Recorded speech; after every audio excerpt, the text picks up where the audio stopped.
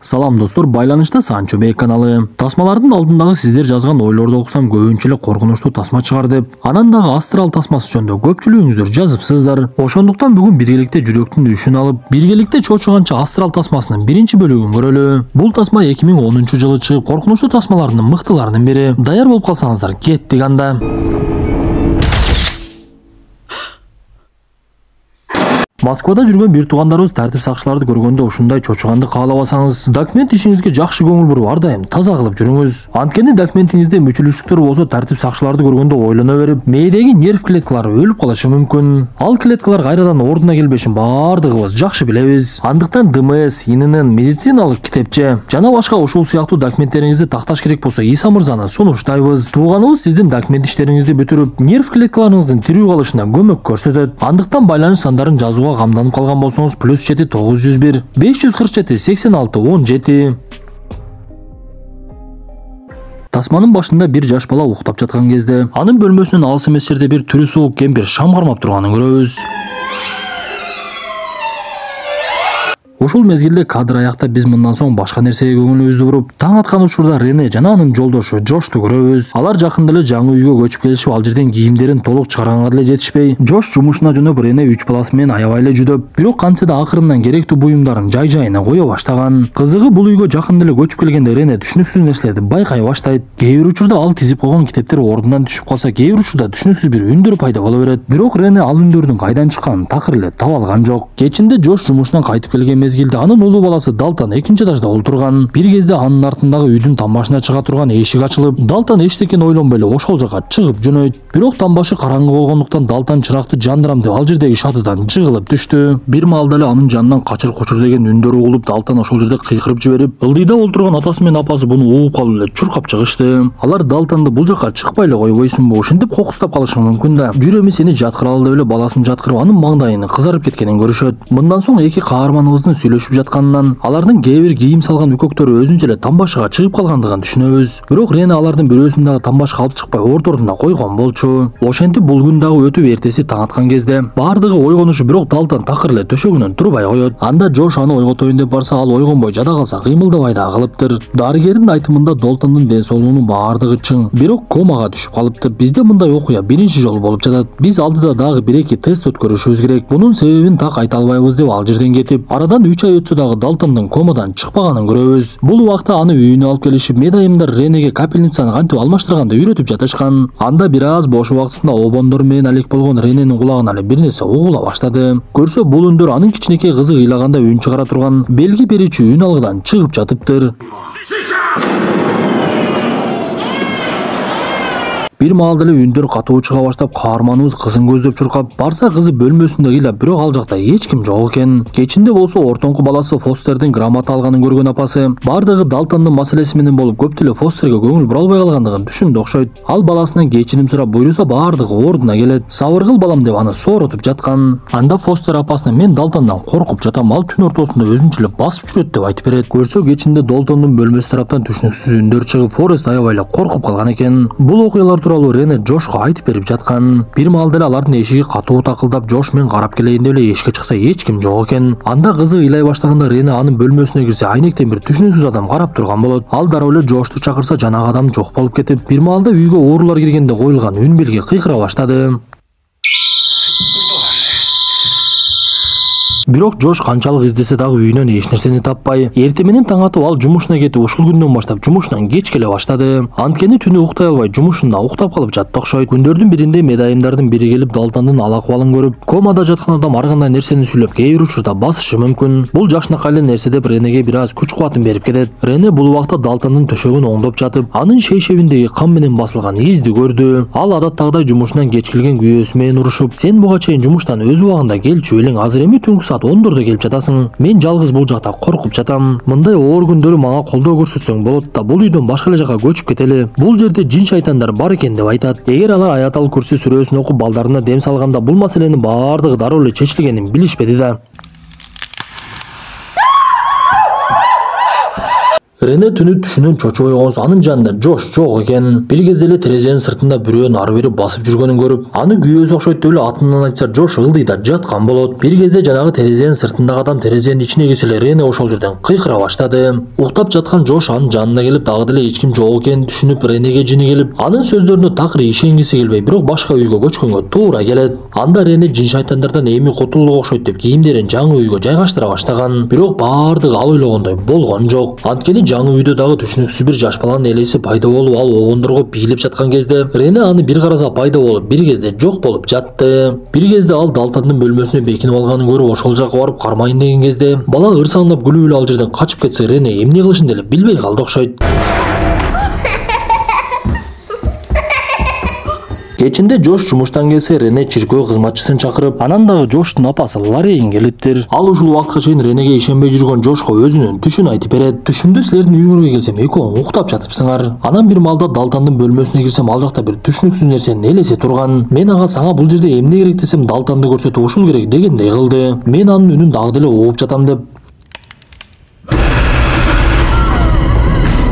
Лорейндин көзүнө түшүндө көргөн жин көрүнүп кетип, бир маал эле ал жерде кызышуу башталып, каармандарыбыз Далтондун бөлмөсүнө барса, ал жерде жатып, бөлмөсү аябай чачылып калыптыр. Анда Лорейн мен бирөөнү тааныйм, ошону чакыра ал деп эле бир адамды сунуштай баштайт. Бир кезде ал жерге Спекс менен Такер деген эки бала келип, бизди силер чакырган Элис жөнөттү, алдын ала бардыгын текшерип келгиле деп айтты. Уруксат берсеңер үйүңөрдү текшерели деп эле аппараттарын камдашып, ал жерде жин шайтан чындап эле барбы жокпу көрө башташат.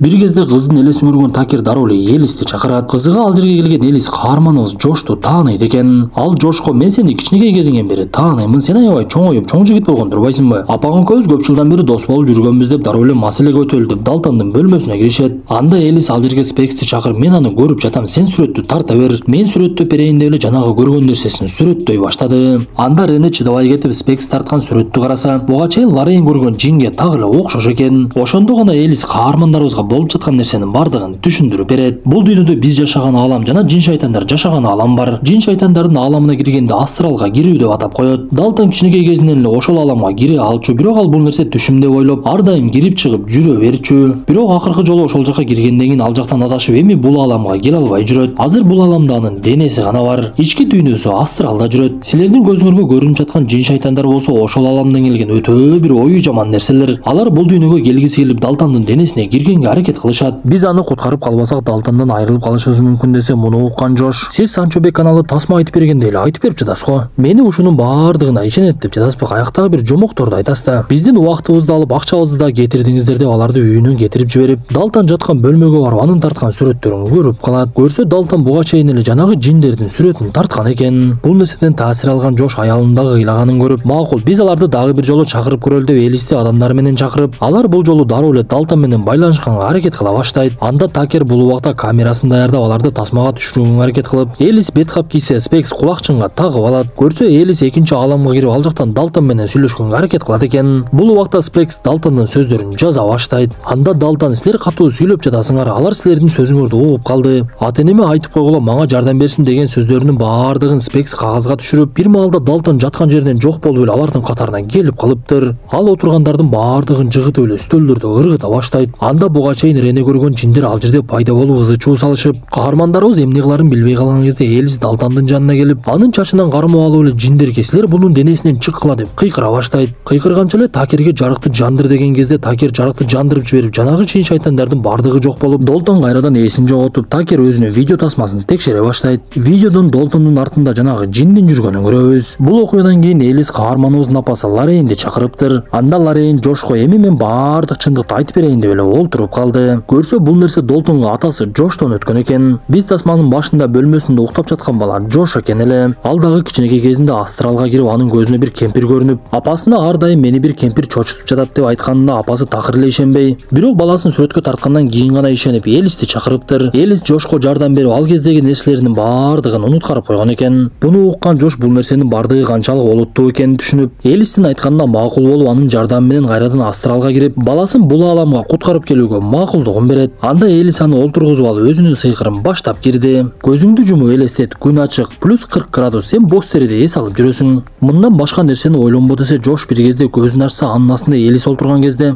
мен астралга кире албайт окшоймун деп эле ордунан туруп өзүнүн диванда олтурганын көрдү. Көрсө ал чындап эле жиндер ааламына кирип кеткен экен. Бир кезде эшик ачылып каарманыбыз колуна кол чырак алып караңгыда басып бара жатса, алдынан Далтон чыгып алар мурда жашаган үйдү көрсөтөт. Анда Джош үйгө кирсе ал жакта ар башка адамдардын арбактары бар экен. Бирок алар Джоштун сүйлөгөнүнө такыр эле маани беришпей, өздөрү менен өздөрү эле ары бери басып жүрүштү.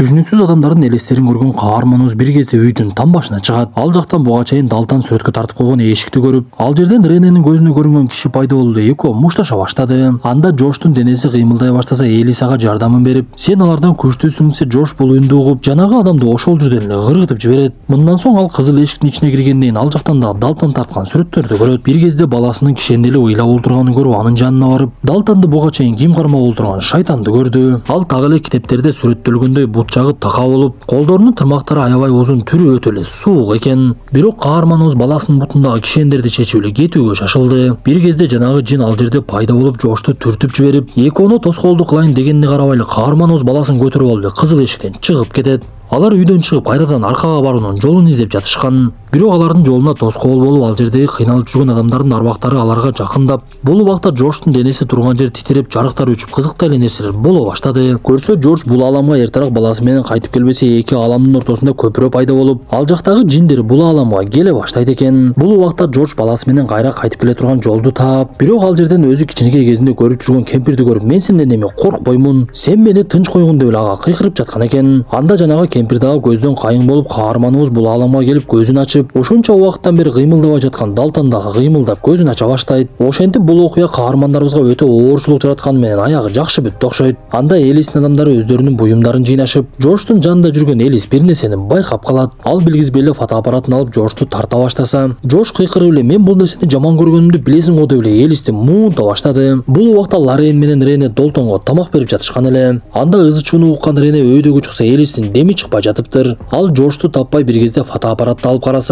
Джоштун денесине өзү кирбей эле жанагы кара кийим кийген кемпир кирип алган экен. Бир кезде Джош Рененин жанына келип эле тасмабыз аягына чыгып калды. Достор, тасма жакса мыкты белгисин басып, оюңуздарды сөзсүз калтыра кетиңиздер. Кийинки тасмадан жолугушканча ден соолукту жакшы карап, ушундай коркунучтуу тасмаларды көрүп кээде адреналин алып туруңуздар. Бирок көп эле корко бербеңиз. Анткени ар дайым Аятал Курси сүрөсүн окуп жүрсөңүз, сизге жин шайтандар эч качан зыян жеткире албайт.